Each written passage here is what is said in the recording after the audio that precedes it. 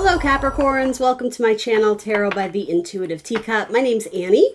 We're going to read your tarot cards here today. This will be a general message for Capricorn, Sun, Moon, Rising, and Venus signs. Please come in with an open heart, an open mind, a desire to learn something to better yourself. If the messages that come through don't resonate, feel free to push them aside.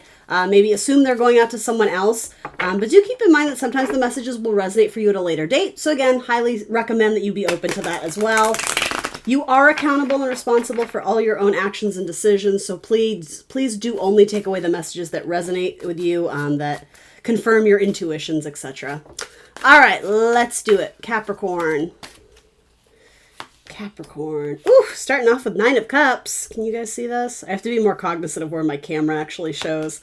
It's like above me and I forget to check the screen. I'm going to do that. All right. A lot of cup energy, a lot of water energy. Spot on the deck is Page of Pentacles. I heard success. I feel like this is like, oh wow, all right, we're doing something right. Progress is sort of what I'm getting with that. So we'll keep that in mind as we work our way through it. So I'm going to read this as kind of past, present, future, or what are you building towards? Where are you coming from? What you need to release and what you need to embrace. I just got the weirdest intuitive hit that it's like bonkers, like bananas. I just looked at this Knight of Pentacles and I heard Pete Davidson. Who's the SNL guy, the really trendy one right now? King of Staten Island. I don't know why I heard that. Maybe Staten Island is relevant to some of you. Maybe stand-up comedy is relevant to some of you. I don't know what that means, you guys, but I literally just heard Pete Davidson.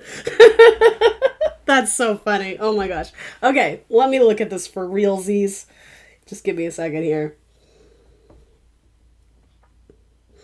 Yeah, so you are coming off a high of manifesting something or accomplishing something, achieving something that probably took a lot of endurance, but I'm almost getting emotional endurance.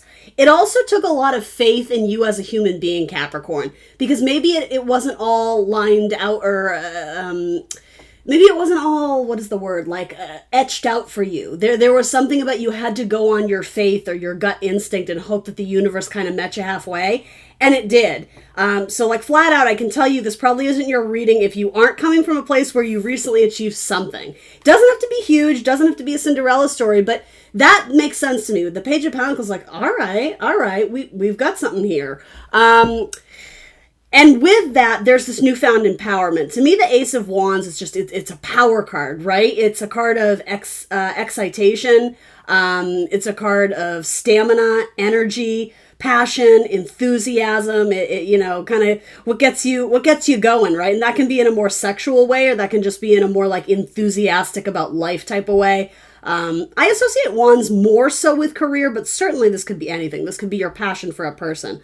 You know, maybe you profess feelings for someone. Maybe someone proposed to you. Maybe you proposed to someone. There could have been engagement or happy stuff going on with possibly some sort of strong emotional bond or connection in your life. And it makes you feel good. It makes you feel quite empowered. And I don't know, with Queen of Cups, this to me, I'm going to leave a little bit open-ended until we dive in deeper. But I almost feel something has made you realize just how capable you are. If at one point in time something seemed really unobtainable or like a real long shot, because the thing is, I don't know, I'm getting the sense that like you believed in you and enough so to move forward with it, and you know, despite the odds or despite the obstacles, really try and get it to work. And you did, you know, such a great Capricorn story there. But with it, there was like this reminder of your own inner strength and your own inner power. The Queen of Cups, I always think of her capacity to love, to empathize with others. She's sort of the mama of the zodiac, the nurturer. You know, it's sort of your opposition, right? You know, Cancer and Capricorn are both cardinal signs, so like initiators. But totally different elements, right? Earth and water, they oppose each other, which can totally be compatible. But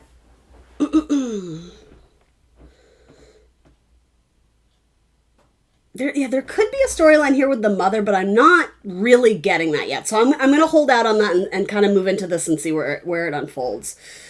So what you need to release is the Knight of Pentacles. What you need to embrace is the 8 of Cups and the 6 of Cups. So my gut reaction is To be honest, I could see this both ways. My gut reaction when I saw these two together is leaving the past behind. You know, Sun in Scorpio, Eight of Cups, I believe it's an expansion card. I think it's Saturn, your ruling planet, in Pisces. So the idea of feeling restricted emotionally, needing some sort of emotional freedom or newfound enthusiasm for life, which is why I love the Ace of Wands is coming up here. But it's the idea of keep seeking. There's more out there. The classic Rider-Waite Eight of Cups always shows a lunar eclipse, actually, which is funny because we just had one of those in Scorpio. Well, depending on when you watch this. And something about that lunar eclipse in Scorpio, and this is a Scorpio card, so for me this is like triple confirmation for a lot of you. It has to do with something very significant that took place around that time period. What is today? Today is May 19th, and I think the eclipse was, gosh, I want to say Sunday or Monday, so I don't know, 5 days ago-ish. So for those who are watching years later, you'll know what I'm talking about. But still applies. Yeah, whatever happened to that lunar eclipse, something from the past was maybe brought up, or something from the past that you're finally able to make peace with. I think that's a really, really important message here. And with that, I'm kind of seeing how this falls together. I think this is about, what's a good phrase for it? The idea of like the grass is always greener. I'm getting it more in metaphor of a relationship, but this could certainly put into the context of work. So as you like. The idea of it could always be better or not quite settled or not quite satisfied. For a lot of you, I think it might be because you put a certain person up on a pedestal romantically, but I'm almost getting the idea of like an ex or someone from the past or someone from yesteryear. You know what I mean? Where no matter who you date or how many people you meet, or again, fill in the job symbolism, it never quite measures up. And yet, I think what the universe is telling you is that by holding on to the past, Saturn energy, you're actually limiting your options for the future. So I almost see this as a very cathartic, beautiful, emotionally charged release of something that you were holding on to very, very tightly. But it wasn't I don't know, I'm almost wanting to say it wasn't necessarily real anymore. It was more like a memory, but there was this Knight of Pentacles, like, well, maybe if I twist it this way or turn it that way, if I dissect it or analyze it, if I change it, I can perfect it, or maybe it's about self-perfection. If I change me, maybe this person will come back, or I don't know, because it's Virgo energy, right? So there's this mutable earth. If I change it, if I fix it, if it's pliable, something about like, I can do this. And it's funny because I think these might be kind of different storylines. I mean, they are related, but I see this as very unsettled, always looking to fix it or change it, or just feeling like you never quite meet someone who you think is worthy of your time and attention, or who's up to your high standards. And for a lot of you, whether it has to do with a past love or not, an ex, whatever, it does stem from something from your childhood where there were unrealistic standards or expectations of what was acceptable. I do want to say in emotional relationships for a lot of you with all this kind of cup energy. But lo and behold, I think the way I'm going to read this one way is there may have been a new connection, possibly an unexpected connection, that was actually very lovely and beautiful and a nice change of pace for you.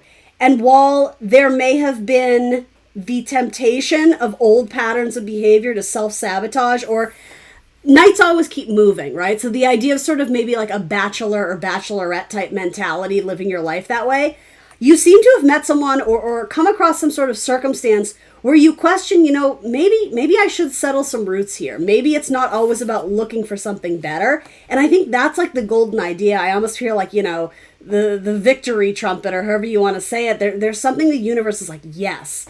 Like, it's funny, I'm not sure how to interpret that.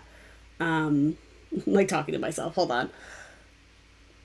Something caused a splash, something caused a wave of excitement, of interesting, almost like eruption, almost like lava. So again, very scorpionic metaphors, transforming oneself into something new. I think for some of you, depending on where you fall in this narrative, it was never about changing yourself to meet the standards and the approval of others. But it also wasn't about getting into relationships with like this low-key hidden agenda to change that person. There's a really important storyline here about self-acceptance. And I think that's maybe where the Queen of Cups comes in. Is practicing better emotional intelligence. Maybe being more open with your heart, letting your guard down, being more open-minded, loving people despite their flaws, because maybe that's not something you got as a child. And so it's not necessarily something you wanted to take on as a belief system, but it was almost like your childhood scripting, right? So you kind of went out into the world believing that of, if your parents held you to very high standards, you held all your romantic counterparts to that same high standard, or whatever, your coworkers, your boss, your friends, whatever. But there is something emotionally liberating that you're supposed to lean into, and it's either reflecting back on your past and understanding that that was one chapter and that was one cycle, and I'm ready to release it and allow it to die off because it's no longer in alignment with who I am. Again, very Scorpio energy here. But I also think that this could also represent the idea of constantly chasing perfection and success. And so I could almost see this because it's almost like we go backwards, right? Like past, present, future, release, embrace. I see embrace as what you need to do now. So again, kind of in alignment with present type energy.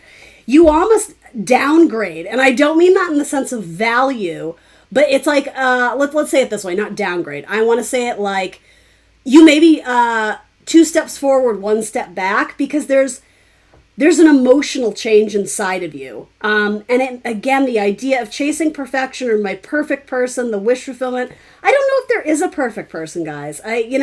Because sometimes, when you sign on the dotted line and you get the marriage, who's to say that person isn't going to change in 3 months or 10 years? You know what I mean? Like so I think it's about being more open-minded with your, I don't know if emotional standards is the right word, but what I'm getting back to is the idea of like 2 steps forward, 1 step back. I actually think it's quite cathartic by revisiting the past.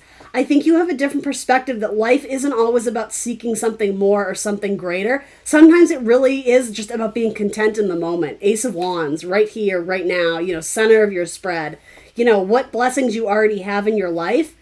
And where is there sort of like a self-sabotaging nature to always question if you're missing something else out there? There's something sort of a Sagittarian type energy of bigger, more. Again, kind of that mutable, always searching, always looking, never satisfied, craving more. And maybe some of you have matched with partners where you start to feel suffocated. And so there's that little like, okay, I got to duck out. It's too much. That doesn't typically strike me as like my standard Capricorn energy. However, you all have very complex charts, right? Maybe some of you have strong placements in Sagittarius, right? That could be for some of you. Page of Pentacles, I think, is about sticking to it when you know you have something good. Rather than choosing to look at all the flaws and imperfections in what you have, what about all the beautiful good things that it has? Am I talking about you, Capricorn? Is this what you needed to hear about yourself? Or am I talking about your partner, your mate, your romantic partner, right? Are you the type of person who sees flaws before, I don't know what a good word for that is, benefits, or the flaws before the good attributes and aspects? I also too, and I never try and overhype the stereotypes that come with each zodiac sign, but I think they do exist for a reason. And to be honest, they're very helpful in tarot because it gives me some keywords to kind of get the idea of, okay, well, why would we need to release, this potentially this kind of changeable earth energy, right? And you are an earth sign. But then I think, okay, well, mutable earth, Virgo. Well, so, Virgo has many positive, amazing, beautiful attributes, but what are maybe some of the negative sides, So then I start to think, oh, well, maybe it's kind of that fussiness, right? Like, oh, it just doesn't taste right. It's not, it's not easily digestible. It's a little bit, so yeah, I don't know, with it, there's something a little bit fussy about possibly your romantic relationships or relationships in general. Like, they're never quite to your standards. They're never quite there. But I will say, caution there, because to your own detriment, you may actually miss out on something good, like a diamond in the rough. I love that expression for this card. No, it's not perfect, but it's just a page. This page has a lot of growing and learning to do. And so, yeah, it's a balance, isn't it? Don't go into partnerships expecting to change your person. I think that's very unhealthy and unfair to both people. But maybe, again, negative side, maybe being slightly less judgmental or more open-minded, opening up more from an emotional capacity, and maybe about your past. You have a couple cards, a lot of water energy, and water signs are very indicative of our past anyway, right? The houses they rule in astrology. Sharing more about your past or your, however you want to say it. I don't think you're going to go on a date and be like, let me tell you about my emotional conditioning as a child, right? Though you might. I mean, I could actually see a Capricorn doing that. But do you know what I mean? Sharing a little bit more so that you have a greater understanding of where each other are coming from. Interesting. I'm not sure how this would relate in a work scenario. But yeah, now that I'm taking a closer look, yes, it could be that you're coming off of a high, right? Oh my gosh, life is wonderful and I'm empowered and I'm going to keep growing and building and yada, yada, yada. Others of you, again, it's coming off of this, everything has to be perfect. The perfectionist in you is actually a detriment because it's closing you off to things, people, places, ideas, whatever, that could be really, really good for your soul, right? Cup energy. All right, let me get you a spirit animal card. Queen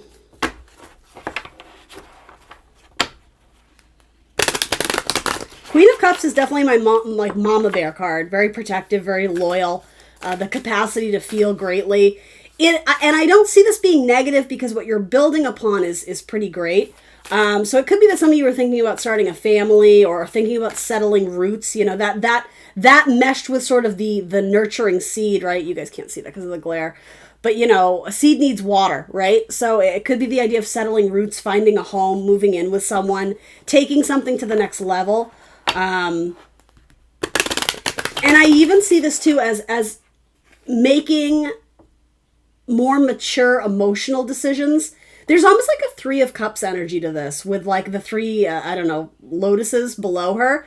She's looking at all of them and yet she has one in her hand. So to me, it's like she's made the right choice. She's confident in her decisions. There's no longer this FOMO, right? Especially in like the dating app culture, right? Of like, well, I like this girl, but there could be someone else out there for me. I don't like, you know what I mean?